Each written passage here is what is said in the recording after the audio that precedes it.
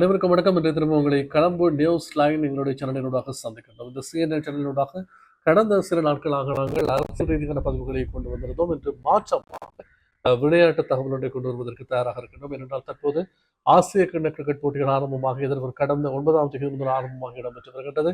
இந்த சூழ்நிலையில் இன்றைய தினம் முதன்முறையாக இலங்கை அணி முதலாவது போட்டியிலே களம் காண்கின்றது பங்களாதேஷ் அணியுடன். அதுவும் மிகவும் எதிர்பார்ப்பு மிக்க போட்டியாக அமைகின்றது. ஏனென்றால் பொதுவாக இலங்கை மற்றும் பங்களாதேஷ் அணிகளுக்கு இடையிலான போட்டிகள் என்றால் பலரிடையே ஒரு பாரிய எதிர்பார்ப்பை ஏற்படுத்தும். இரு எதிரி அணிகள் மோதுவதை போல, அதாவது பாகிஸ்தான் இந்திய அணிகள் மோதுவதை போன்ற ஒரு எதிர்பார்ப்பு பங்களாதேஷ் இலங்கை அணிகள் மோதுகின்ற போட்டிகளுக்கும் தற்போது ஏற்பட்டிருக்கின்றது. இரு நாட்டு ரசிகர்களும் அவ்வாறான ஒரு பகை, அதாவது பாகிஸ்தான் ரசிகர்கள் இந்திய ரசிகர்களுக்கு இடையிலே எவ்வாறான ஒரு மனப்பான்மை இருக்குமோ அதே ஒரு மனப்பான்மையை இந்த போட்டிக்கும் வைத்திருக்கிறார்கள். அதன் அடிப்படையில் இந்த போட்டி இன்றைய தினம் ஷேக் ஜெயித் மைதானத்திலே இடம்பெற இருக்கின்றது.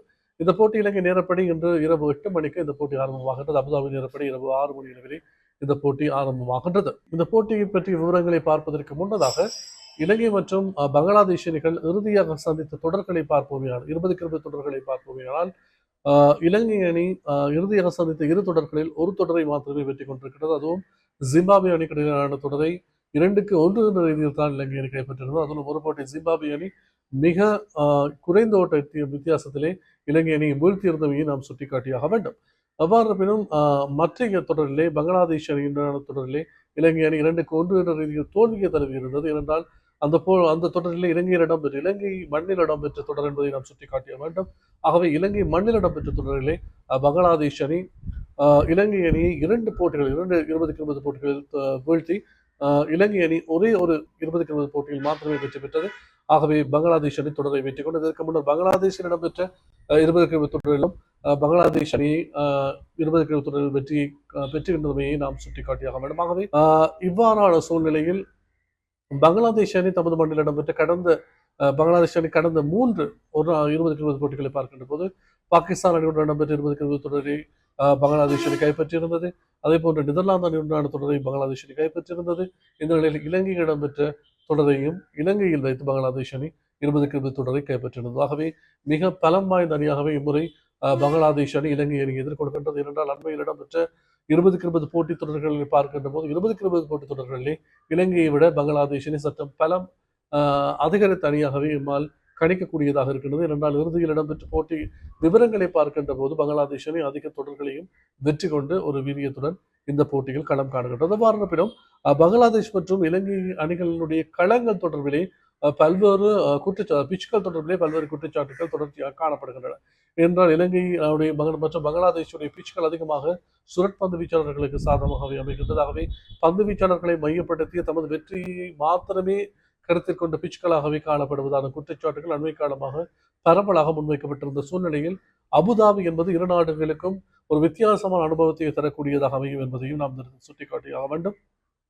ஏனென்றால் அபுதாபியில் இடம்பெற்ற அண்மைக்கு, அதாவது பங்களாதேஷ் ஹாங்காங் போட்டிகளாக இருக்கலாம் அல்லது ஆப்கானிஸ்தான் ஹாங்காங் போட்டிகளை பார்க்கின்ற போது அபுதாபி அந்த ஷேக் ஜெயித் மைதானத்தினுடைய மைதானம் பெரும்பாலும் சுழற்பந்து வீச்சாளர்களுக்கும் அல்லாமல் வேகப்பந்து வீச்சாளர்களுக்கும் அல்லாமல் இருதரப்பு வீரர்களுக்கும் ஒரு சாதகமான சூழ்நிலையை ஏற்படுத்தியிருந்தமையை நாம் சுட்டிக்காட்டியாக வேண்டும். ஆகவே ஒரு வித்தியாசமான மைதானமாக இந்த மைதானம் காணப்படுகிறது. அவ்வாறு இருப்பினும் அதிக வெப்பநிலை தற்போது அங்கு ஷார்ஜா, அதாவது அபுதாபியில் நிகழ்வதாக தெரிவிக்கப்படுகிறது. ஆகவே இதற்கும் இந்த சீதோஷண நிலைக்கும் உட்பட்டு தான் இந்த போட்டிகளை எதிர்கொள்ள வேண்டிய நிலை இரு அணிகளுக்கும் காணப்படுகின்றன.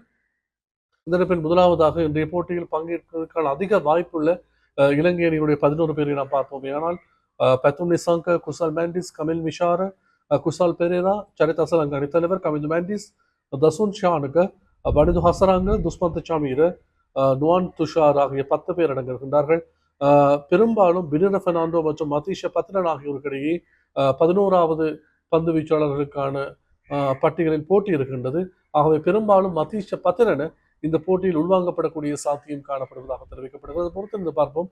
அணியினுடைய கள நிலவரங்களை பொறுத்துதான் இந்த வாய்ப்பு வழங்கப்பட இருப்பதாக நேற்று இடம்பெற்ற ஊடக சந்திப்பில் அணித்தலைவர் சரித் அசலங்க தெரிவித்திருந்தவை நாம் இந்த இடத்தில் சுட்டிக்காட்டியாக வேண்டும். அவ்வாறு இருப்பினும் மகேஷ் தீக்ஷன் இந்த போட்டியில் பெரும்பாலும் பங்கேற்காதிருப்பதற்கான சாத்தியங்கள் தான் அதிக அளவில் காணப்படுகின்றன. ஆகவே கமல் மிஷாருக்கு இந்த போட்டியிலும் பெரும்பாலும் 3வது இலக்க துடுப்பாட்ட வீரராக களமிறங்குவதற்கான வாய்ப்புகள் வழங்கப்பட இருக்கின்றன. அதே போன்று 4வது இலக்க வீரராக குசால் பெரேரா, அதே போன்று சரித் அசலங்க, இவ்வாறு அணியினுடைய போக்கு அமைகின்றது. இதில் வனிது ஹசரங்க கடந்த ஜிம்பாப்வே அணிக்கு எதிரான போட்டியில் பங்கேற்றிருக்கவில்லை. இந்த முறை அவர் மீண்டும் அணிக்கு உள்வாங்கப்படுகிறார். ஆகவே 8வது துடுப்பாட்ட வீரராக அவர் பெரும்பாலும் களமிறங்குவதற்கான வாய்ப்புகள் காணப்படுகின்றன. ஆகவே ஆனால் வனிது ஹசரங்க ஓர் பெரும் தலையீடியை பங்களாதேஷ் அணிக்கு வழங்குவாரா என்ற ஒரு கேள்வி தொடர்ச்சியாக இருக்கின்றது. என்றால் இறுதியாக பங்களாதேஷ் அணியுடன் இடம்பெற்ற 2 தொடர்களிலும் பெரிதளவிலே வனிது ஹசரங்க சோபிக்கவில்லை என்பதைத்தான் நாம் சுட்டிக்காட்டியாக வேண்டும். ஆகவே இந்த போட்டியில் வனிது ஹசரங்கவினுடைய போக்கு எவ்வாறு காணப்பட போகின்றது என்பதை நாம் பொறுத்திருந்து பார்க்க வேண்டும். எவ்வாறு இருப்பினும் அதாவது ஐக்கிய அரபு ராஜ்யத்தில் இடம்பெறுகின்ற போட்டிகளில் பெரும்பாலும் வனிது ஹசரங்க சிறப்பான ஆட்டத்தை வெளிப்படுத்தி இருக்கின்றனர். T10 போட்டிகளில் அது மாத்திரமில்லாமல் இறுதியாக இடம்பெற்ற ஆசிய கிண்ண போட்டி இவற்றிலே அதிகளவான 2022ஆம் ஆண்டு இடம்பெற்ற 20-20 ஆசிய கிண்ண போட்டிகளில் எல்லாம் அதிக விக்கெட்டுகளை பெற்ற வீரராக வனிது ஹசரங்க காணப்படுகிறது. ஆகவே அபுதாபி மற்றும் ஷார்ஜாவை பொறுத்தவரை மிகச்சிறந்த ஒரு பந்து வீச்சாளராக தமது சிறந்த பந்து பிரதிகளை வனிது ஹசரங்க கொண்டிருக்கின்றார். ஆகவே இந்த போட்டியிலும் அவ்வாறான ஒரு அச்சுறுத்தலை பங்களாதேஷ் அணிக்கு வழங்குவாரா என்பது கேள்விக்குறியாக இருக்கின்றது. மறுபுறம் நாங்கள் பங்களாதேஷ் அணியை பொறுத்தவரை பார்ப்போமே ஆனால் பங்களாதேஷ் அணியும் அதாவது கடந்த ஹாங்காங் அணியை எதிர்கொண்ட அதே பங்களாதேஷ் அணி எவ்வித மாற்றமும் இன்றி இலங்கை அணியை எதிர்கொள்ளும் என்று தெரிவிக்கப்படுகிறது. இதன் அடிப்படையில் பர்வேஸ் ஹுசைன் இமான், தன்சீர் ஹசன், லிட்டன் தாஸ் அணித்தலைவரும் விக்கெட் காப்பாளராக கடமையாற்றுகின்றார். தௌஹீத் ரிடோய், ஜக்கீர் அலி, ஷமீம் ஹுசைன், மஹதி ஹசன், ரிஷாட் ஹுசைன், தந்தீம் ஹசன் ஷாகிப், தஸ்கின் அஹமட் மற்றும் முஸ்தாபிசுர் ரஹ்மான் ஆகியோர் அணியில் இடம்பெறுகின்றார்கள். இதன்போது தன்சீம் ஹசன் ஷாகிப், தஸ்கின் அஹமட், முஸ்தாபிசுர் ரஹ்மான் சிறந்த 3 பேஸ் பாலர்கள் பந்து வீச்சாளர்கள் வேக பந்து வீச்சாளராக அணியில் இடம்பெற்றிருக்கின்றார்கள். ஆகவே ஒரு சிறந்த கேம்போ 3 வேகப்பந்து வீச்சாளர்கள் ரிஷாட் ஹுசைன், மஹதி ஹசன் ஆகியோர் சுழற்பந்து வீச்சாளர்கள். அவர்களுக்கு மிகச்சிறந்த சமீம் ஹுசைனும் இடையில் சுழற்பந்து வீச்சினை இவர்களுக்கு உதவி புரியக்கூடிய ஒரு பந்து வீச்சாளராக காணப்படுகின்றார். ஆகவே மிகச்சிறந்த ஒரு பேலன்ஸான அணியாக காணப்படுகிற பங்களாதேஷ் அணி இலங்கை அணியை பொறுத்தவரை பேலன்ஸ் அணியாக காணப்பட்டாலும் இலங்கை அணி மிகப்பெரிய அச்சுறுத்தலை எதிர்கொள்வது இலங்கையினுடைய மிடில் ஆர்டர்ஸ் தொடர்ச்சியாக பல்வேறு சந்தர்ப்பங்கள் இலங்கை அணி தோல்வியை தழுவுவதற்கு இலங்கை அணியுடைய மிடில் ஆர்டர்ஸ் ஒரு மிகப்பெரிய காரணமாக அமைந்திருக்கிறது. என்றால் கடந்த போட்டிகளை பார்க்கின்ற போதும் பாரிகள ரன்கள் வித்தியாசத்தில் இலங்கை தோல்வியடைந்த போட்டிகளை பார்க்கின்ற போதும் இலங்கை அணியுடைய மிடில் ஆர்டர்ஸ் பெருமளவில் சோபிக்க தவறியமை தான் இதற்கான காரணமாக இருக்கிறது. என்றால் அத்துல் நிசாங்க மற்றும் குசல் மெண்டஸ் ஜோடி சிறப்பாக ஆடாத பட்சத்திலே மிடில் ஆர்டர்ஸ் தொடர்ச்சியாக தமது விக்கெட்டுகளை பறிகொடுத்து வந்த காட்சிகளையும் நாம் பார்த்திருக்கின்றோம். ஆகவே இவ்வாறான ஒரு சூழ்நிலை இலங்கையை தவிர்க்குமாக இருந்தால் இலங்கை அணி மிகச்சிறந்த ஒரு போட்டி அணியாக இந்த தொடரிலே பிரதிபலிக்கும் என்பதுதான் பெரும்பாலான கிரிக்கெட் விமர்சகர்களுடைய கருத்தாக இருக்கிறது. சஞ்சய் மஞ்சிகராக இருக்கலாம், ஆகாஷ் சோப்ராவாக இருக்கலாம், இவர்களுடைய கருத்துக்கள் எல்லாம் இலங்கை அணி அந்த தமது மிடில் ஆர்டர்ஸை மிக வலுவாக இந்த போட்டியில் கட்டியமைத்து வைத்திருக்குமேயானால் மிகச்சிறந்த ஒரு அணியாக இலங்கை அணி இந்த தொடரிலே பிரதிபலிக்கும் என்பதுதான் அவர்களுடைய கருத்தாக அமைந்திருக்கிறது. அவ்வாறு இருப்பினும் இன்றைய போட்டி பங்களாதேஷுக்கு மிக முக்கியமான போட்டியாக அமைகின்றது. ஏனென்றால் ஏற்கனவே ஹாங்காங் போட்டியை வெற்றி கொண்ட நிலையில் பங்களாதேஷ் அணி இனி வரும் போட்டி ஆப்கானிஸ்தான் அணியுடனான ஒரு போட்டி. அதுவும் ஆப்கானிஸ்தான் அணி 20 தொடரிலே மிகச்சிறந்த ஒரு அணியாக விளங்குகின்ற அணி. ஆகவே இந்த போட்டியில் வெற்றி கொள்ளும் பட்சத்தில் இலங்கை அணியை வெற்றி கொள்ளும் பட்சத்திலேயே பெரும்பாலும் 100% தமது அரையிறுதிக்கான வாய்ப்பை பங்களாதேஷ் அணி இந்த தொடரிலே தக்க வைத்துக் கொள்ள முடியும். ஆகவே பங்களாதேஷ் அணி இயன்றவரை இந்த போட்டியில் வெற்றி பெறுவதற்கான வாய்ப்பை தக்க வைத்துக் கொள்ளும்.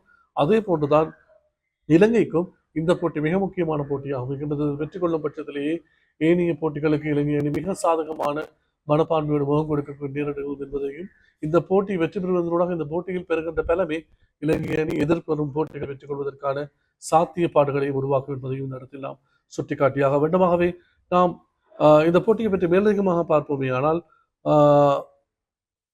இரு அணிகளுடைய வீரர்களிடமே ஒரு பலமான அணியாக இரு அணிகளிடமே காணப்படுகின்ற அணிக்கட்டமைப்பு காணப்படுகிறது. எவ்வாறு இருப்பினும் நேற்றைய தினம் இடம்பெற்ற ஊடக சந்திப்பிலே சரிதா சலங் இலங்கையின் தலைவர் கூறுகின்ற போது பெரும்பாலும் இந்த மைதானம் ஷேக் ஜெயித் மைதானம் முதலில் அதாவது புதிய பந்து பழைமையாகின்ற போது துடுப்பாட்ட வீரர்களுக்கு மிகச்சிறந்த ஒரு களமாக அமையும் என்று குறிப்பிட்டிருந்தார். ஆகவே இலங்கை அணி துடுப்பாட்ட வீரர்கள் எவ்வாறு இந்த போட்டியை எதிர்கொள்ளப் போகின்றார்கள் என்பதை தான் பொறுத்திருந்து பார்க்க வேண்டும். மறுபுறம் பங்களாதேஷ் அணியில் இலங்கை அணிக்கு எதிரான போட்டிகள் என்று வருகின்ற போது ஜாகிர் அலியாக இருக்கலாம், ஷமீம் ஹுசைனாக இருக்கலாம், அது மாத்திரமல்லாமல் ஏனைய லிட்டன் தாஸ் தொடர்ச்சியான ஒரு ஃபார்மிலேயே தற்போது காணப்படுகின்றார். தொடர்ச்சியாக இறுதியாக அவர் எதிர்கொண்ட 5 போட்டிகளிலும் மிகச்சிறந்த ஓட்ட எண்ணிக்கைகளை அவர் பதிவு செய்திருக்கின்றார். ஆகவே இரு அணிகளையும் பார்க்கின்ற போது இரு அணிகளும் ஓரளவு பலமாக காணப்பட்டாலும் இலங்கையுடன் பங்களாதேஷ் அணியை ஒப்பிடுகின்ற போது கடந்த சில 20 போட்டிகளோடு ஒப்பிடுகையில் பங்களாதேஷ் அணி பலம் வாய்ந்த அணியாக காணப்படுகிறது. எவ்வாறு இருப்பினும் இந்த போட்டி இரு அணிகளுக்கும் மிக தீர்மானமிக்க போட்டியாக அமைகின்றதாகவே இந்த தீர்மானமிக்க போட்டியில் வெற்றி பெறுகின்ற அணி பெரும்பாலும் இந்த இந்த குழு பி குழுவில் இருந்து அரையிறுதிக்கு செல்வதற்கு தகுதி வாய்ந்த அணிகளில் ஒன்றாக மாறும் என்பதில் அவ்விதமான சந்தேகமும் இல்லை. ஆகவே எந்த அணி அரையிறுதியை நோக்கி நகர்வதற்கான இந்த இந்த தொடரில் இந்த போட்டியில் வெற்றி பெறுகின்ற அணியை அரையிறுதிக்கு செல்கின்ற அணிகளில் ஒன்றாக மாறப்போகிறது. அந்த அணி எந்த அணி இன்றைய போட்டியின் பின்னர் நாங்கள் மீண்டும் சந்திப்போம். அதுவரை உங்கள் அனைவருக்கும் நன்றி, வணக்கம்.